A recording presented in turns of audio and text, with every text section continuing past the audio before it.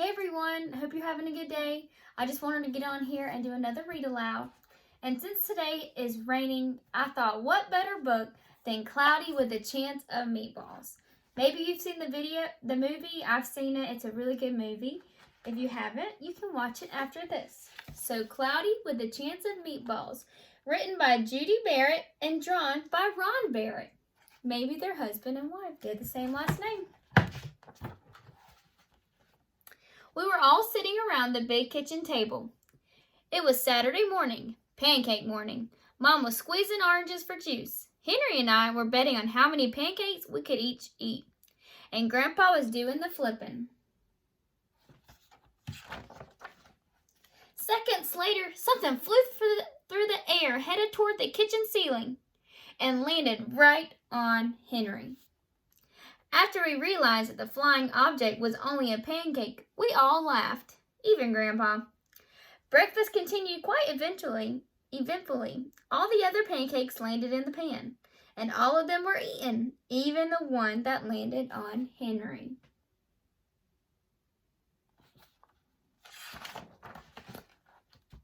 That night, touched off by the pancake incident at breakfast, Grandpa told us the best tall tale bedtime story he'd ever told. Across an ocean, over lots of huge bumpy mountains, across 3 hot deserts and 1 small ocean, there lay the tiny town of Chew and Swallow. In most ways, it was very much like any other tiny town. It had a main street lined with stores, houses with trees and gardens around them, a schoolhouse, about 300 people, and some assorted cats and dogs. But there was no food stores in the town of Chew and Swallow. They didn't need any. The sky supplied all the food they could possibly want. The only thing that was really different about Chew and Swallow was the weather. It came 3 times a day at breakfast, lunch, and dinner. Everything that everyone ate came from the sky. So instead of it having rain like we have, they might have hot dogs or chicken. Whatever the weather served, that was what they ate. But it never rained. It never snowed. And it never blew just wind. It rained things like soup and juice. It snowed mashed potatoes and green peas. And sometimes the wind blew in storms of hamburgers. Yum. The people could watch the weather report on television in the morning, and they would even hear a prediction for the next day's food. When the townspeople went outside, they carried their plates, cups, glasses, forks, spoons, knives, and napkins with them. That way, they would always be prepared for any kind of weather.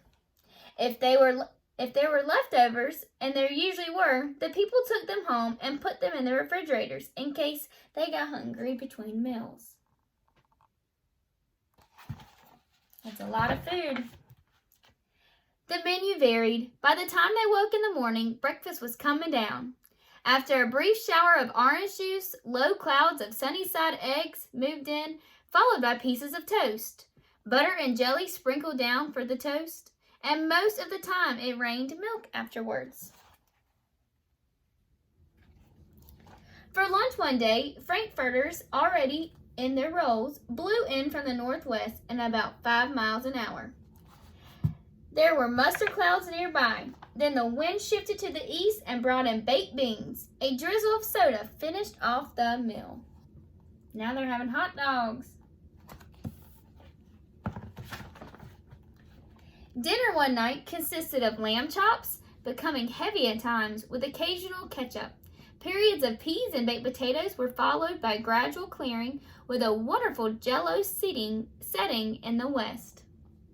The sanitation department of Chew and Swallow had a rather unusual job for a sanitation department. It had to remove the food that fell on the houses and sidewalks and lawns.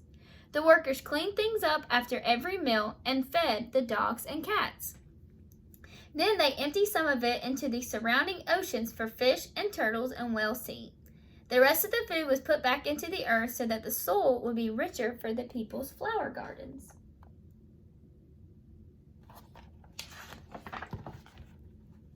Life for the townspeople was delicious until the weather took a turn for the worse.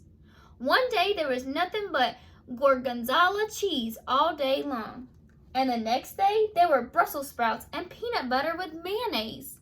The next day was only broccoli all overcooked. Another day there was a pea soup fog.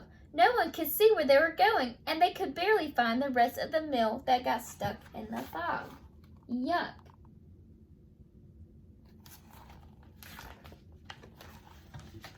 The food was getting larger and larger, and so were the portions. The people kept getting frightened. Violent storms blew up frequently. Awful things were happening. One Tuesday, there was a hurricane of bread and rolls all day long into the night. There were soft rolls and hard rolls, some with seeds and some without. There was white bread and rye and whole wheat toast. Most of it was larger than I'd ever seen bread and rolls before. It was a terrible day. Everyone had to stay indoors. Roofs were damaged and the sanitation department was beside itself. The mess took the workers 4 days to clean up, and the sea was full of floating rolls. To help out, the people piled as much bread as they could in their backyards. The birds picked at it, but it just stayed there and got staler and staler. There was a storm of pancakes one morning and a downpour of maple syrup that nearly flooded the town. A huge pancake covered the school. No one could get it off because of its weight, so they had to close school. We closed school because of this virus. They closed school because of a pancake. I think I'd rather have a pancake on our school than this virus. Lunch one day brought 15-inch drifts of cream, cheese, and jelly sandwiches. Everyone ate themselves sick and at the end of the day with a stomach ache. There was an awful salt and pepper wind accompanied by an even worse tomato tornado. People were sneezing themselves silly and running to avoid the tornadoes. The town was a mess. There were seeds and pulp everywhere. Look at that mess. The sanitation department gave up. The job was too big. Everyone feared for their lives. They couldn't go outside most of the time. Many houses had been badly damaged by the giant meatballs. Stores were boarded up, and there was no more school for children. So, a decision was made to abandon the town of Chew and Swallow. It was a matter of survival. So now the people are leaving because it's not safe to live there anymore. The people glued together the giant pieces of stale sandwich style with peanut butter, took the absolute necessities with them, and set sail on their rafts for a new land. So they made a boat out of all the leftover food. After being afloat for a week, they finally reached a small coastal town, which welcomed them. The bread had held up surprisingly well enough for them to build temporary houses for themselves out of it. The children began school again, and all the adults tried to find places for themselves in the new land. The biggest change they had to make was getting used to buying food at the supermarket. They found it odd that the food was kept on shelves and packaged in boxes, cans, and bottles. Meat that had to be cooked was kept in large refrigerators. Nothing came down from the sky except rain and snow. The clouds above their heads were not made of fried eggs. No one ever got hit by a hamburger again. And nobody dared to go back to Chew and Swallow to find out what had happened to it. They were too afraid. Henry and I were awake until the very end of Grandpa's story.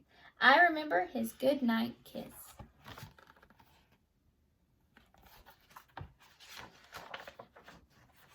The next morning, we woke up to see snow falling outside our window.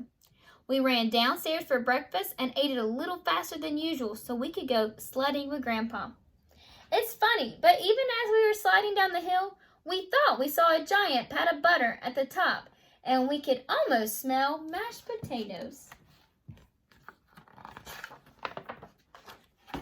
The end. If you could have something fall from the sky, food fall from the sky, tell me what it would be. Take a video, take a picture of yourself, and send it to me. I would want Chick-fil-A chicken sandwich, fries, and diet lemonade to fall out of the sky, and I will be happy. Bye, guys. Can't wait to see your pictures and videos.